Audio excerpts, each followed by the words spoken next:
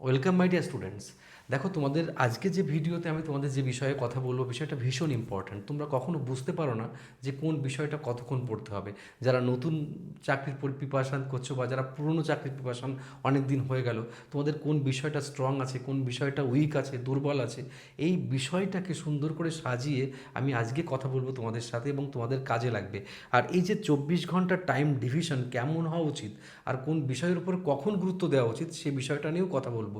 শুধু কি তাই, শুধু তাই নয়, যারা মোটামুটি আজকের ভিডিওতে আমি তাদের জন্যই কনসিডার করব যারা কোনো চাকরি বাকরি করে না, শুধুমাত্র প্রিপারেশান করার জন্য, সরকারি চাকরি প্রিপারেশানের জন্য পারফর্ম করে যাচ্ছে, তাদের জন্যই।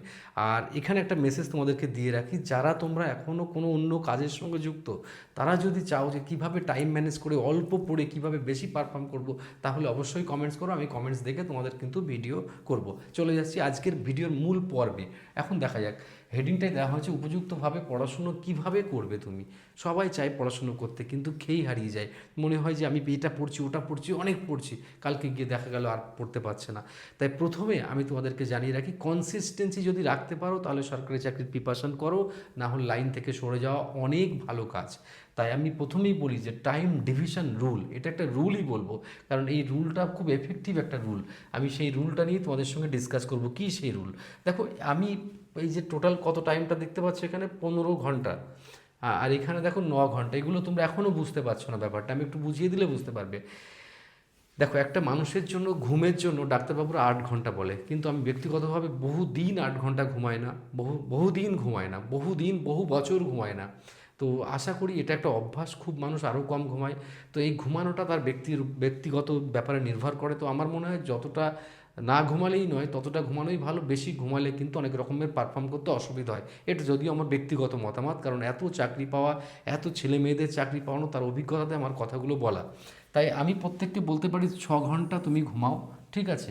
6 ঘন্টা তুমি স্টাডি করো, আর 3 ঘন্টা তুমি রিভিশন করো।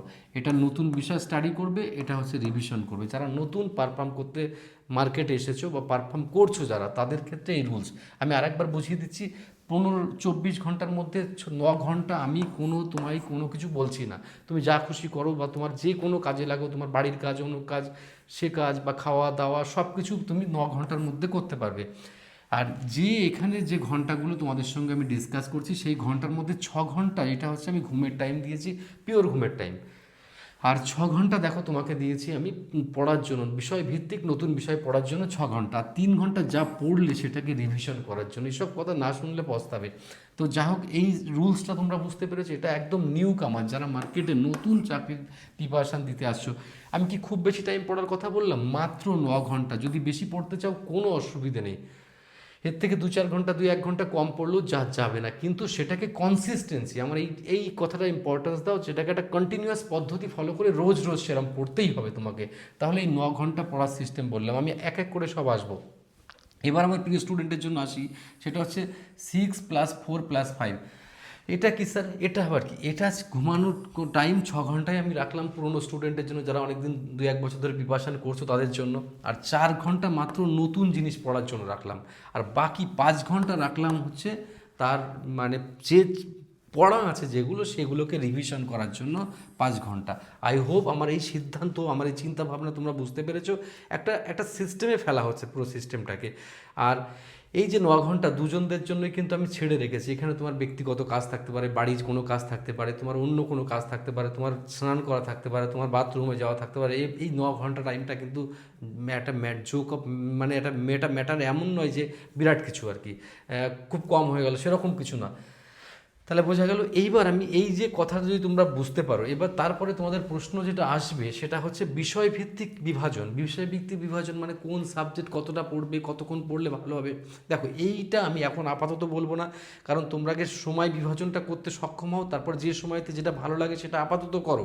যে সময়তে যেটা পড়তে ভালো লাগে সেটা আপাতত করো। সকালে যদি তোমার ম্যাথ করতে ভালো লাগে ম্যাথ করো, দুপুরে যদি রিজনিং করতে ভালো লাগে করো, রাতে যদি জিকে পড়তে ভালো লাগে করো, সায়েন্স তোমায় যখন খুশি পড়তে ভালো লাগলে ভালো পড়ো, যাদের ইংলিশ দরকার তারা ইংলিশ পড়বে, কোনো অসুবিধে নেই। কিন্তু টোটাল সিস্টেমটা তোমায় কিন্তু বুঝতে হবে ব্যাপারটা এর মধ্যে। তাই বিষয়ভিত্তিকটা আজকে আমি কিছু বললাম না, ঠিক আছে? এইবার কখন কি পড়বে সেটাও আমি পরে বলছি। তার আগে দেখো, দুর্বল এবং বেস্ট পজিশান, তুমি নিজে একটা ব্যক্তি, তুমি যেহেতু সরকারি চাকরির প্রিপারেশান করছো, তো তোমার মধ্যে যেই গুণ বৈশিষ্ট্যগুলো আর ধীরে ধীরে জন্ম নেবে, একদিনে জন্ম নেবে না। এই ধীরে ধীরে তোমার পারফর্মিং ক্যাপাবিলিটি বাড়তে থাকবে, এমন একটা জায়গায় পৌঁছাবে তখন তুমি নিজে বুঝতে পারবে যে আমার পারফর্মিং ক্যাপাবিলিটি এখন কোথায় দাঁড়িয়ে আছে। তার জন্য মক টেস্ট দিতে পারবে। তুমি যদি কোথাও ব্যাচে পড়ো, সেই ব্যাচে কীরকম ছেলেমেয়েরা, অন্য ছেলেমেয়েরা কীরকম পারফর্ম করছে সেটা তুমি দেখতে পাবে। বা তুমি অন্য সরকারি চাকরির প্রিপারেশান, মনে করো চাকরি পাচ্ছ না বাট ফর্ম ফিল আপ করছো, সেখানে গিয়ে তোমার পরিস্থিতি কেমন হচ্ছে, সেই সর্বাঙ্গীন সেই ব্যাপারটাও কিন্তু তুমি দেখতে পারবে। তাহলে তোমার পজিশন বুঝতে পারবে তুমি দুর্বল কি সবল। তুমি সবল হলে একটা টেকনিক, দুর্বল হলে একটা টেকনিক। সবসময় একটা ফলো আপ মধ্যে রাখতে হবে। সবসময় একই নিয়ম ফলো করলে চাকরি পাওয়া কার্যত অসম্ভব হয়ে যাবে। ঠিক আছে, এবার কখন কি পড়বে সেই বিষয়টা তোমাদের কিন্তু আগে একটু বলে দিলাম। কখন কি পড়ার বিষয়টা আপাতত আমি ছেড়ে রাখছি, যে সবাই যেটা বলে আমিও সেটা বলি, ভালো লাগার বিষয়টা যখন তোমার মনে করো ক্রিটিক্যাল টাইম, সেই সময় তুমি ভালো লাগার বিষয়টা পড়ো। আর আরেকটা কথা বলি, এই যে আমি রিভিশনের কথাটা, এই পুরো সিস্টেমটার মধ্যে একটা জিনিস গুরুত্ব দিলাম, খেয়াল করো তোমরা এটা গুরুত্ব দাওই না, যে এই 3 ঘন্টা এই 5 ঘন্টা রিভিশন করার জন্য আমি কেন এত ইম্পর্ট্যান্স দিচ্ছি। সরকারি চাকরির পরীক্ষায় মুখস্থ করে চাকরি পাওয়া কার্যত ভীষণভাবে অসম্ভব। তাই প্রত্যেকটা জিনিস বুঝে পড়ে মনে রাখাটাও কিন্তু কঠিন। তাই সেই কাজটা করতে গেলে একবার দুবার করলে হবে না, অসংখ্যবার একই জিনিস বারবার পড়তে হয়। ছেলে মেয়েদের ফেল করার মূলে যে বিষয় বা বড় কারণগুলো রয়েছে, সে হচ্ছে তোমরা ইউটিউব ফলো করো, তাতে আমার কোনো অসুবিধে নেই। কী অসুবিধা, ইউটিউবে বিশাল ভালো ভালো কন্টেন্ট সবসময়ই পাওয়া যায়। তো প্রবলেমটা কোথায় স্যার? প্রবলেমটা হচ্ছে একটা, যে তুমি আজকে এইটা করলে কালকে ওটা করলে, কিন্তু লাগাতারভাবে সেই জিনিসটা পরবর্তীতে তোমার কোথায় জমা থাকছে সেটা কিন্তু তুমি জানো না। এই না জানার জন্য তোমার অধিকাংশ ফেলিয়ারটা তোমার সামনে তুমি দেখতে পাও। এই বিষয়গুলো তোমার যদি মাথায় রাখো, তোমার উন্নতি হবে।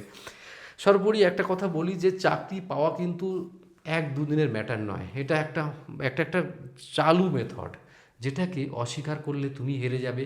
বা তুমি যারা অস্বীকার না করে কার্যত রোজ রোজ শিখতে থাকবে, রোজ রোজ নিজেকে মোটিভেট করে, উন্নততর করে চাকরির পরীক্ষায় যারা বসছে, অনেকবার ফেলিয়ার হচ্ছে, হওয়ার পরে কিন্তু একটা সময় সে চাকরির পরীক্ষায় ক্র্যাক করছে, তখন কিন্তু সে তার মুখে যেই চওড়া হাসি তখন দেখতে পাবে। তার আগে কিন্তু সম্ভব নয়। তাই 1 দিনে 2 দিন বা হঠাৎ করে হয়ে যাবে এরকম প্ল্যান যাদের মধ্যে রয়েছে, তাদের মনে হয় এখনই তাদের জায়গা থেকে সরে যাওয়া। আই হোপ আমি প্রত্যেকটা কথা তোমাদের বোঝাতে পারলাম, এবং এই সিস্টেম মেনে পারফর্ম করে আমি তোমাদের প্রত্যেকটা একটা কোয়ারিজ করছি, একটা প্রশ্ন তোমাদেরকে করে রাখছি। তোমরা একটু প্রশ্নটার উত্তর দিও তো, যে তোমরা কত ঘন্টা পড়ো, কে কত ঘন্টা পড়ো, একটা কোশ্চেন। কে কত ঘন্টা পড়তে পারো, একটা কোশ্চেন। দুটো কোশ্চেন, কারা তোমরা চাকরি করো, তাদের জন্য আমি আলাদা ভিডিও করব, যে তারা চাকরি করা ছেলে মেয়েরা কতটা ইউটিলাইজ করলে, তারা কি এত টাইম দিতে পারবে, পারবে না, তারা কিভাবে পড়বে, সেটাও নিয়েও আমি ভিডিও করব। তাহলে দুটো কোশ্চেন থাকছে, একটা কত ঘন্টা পড়তে পারছো, আর কারা চাকরি করছো বেসরকারি ক্ষেত্রে। চলো আজকে আমি এই অবধি রেখে আমার কথাগুলো শেষ করছি। তোমরা খুব ভালো থেকো, এগিয়ে চলো। তোমাদের এগিয়ে চলার মধ্যে আমাদের অনেক অনেক অনেক কিছু নির্ভর করে। ভালো থেকো। যুব সমাজের প্রতি অনেক অনেক শুভকামনা জানাচ্ছি। Best of luck.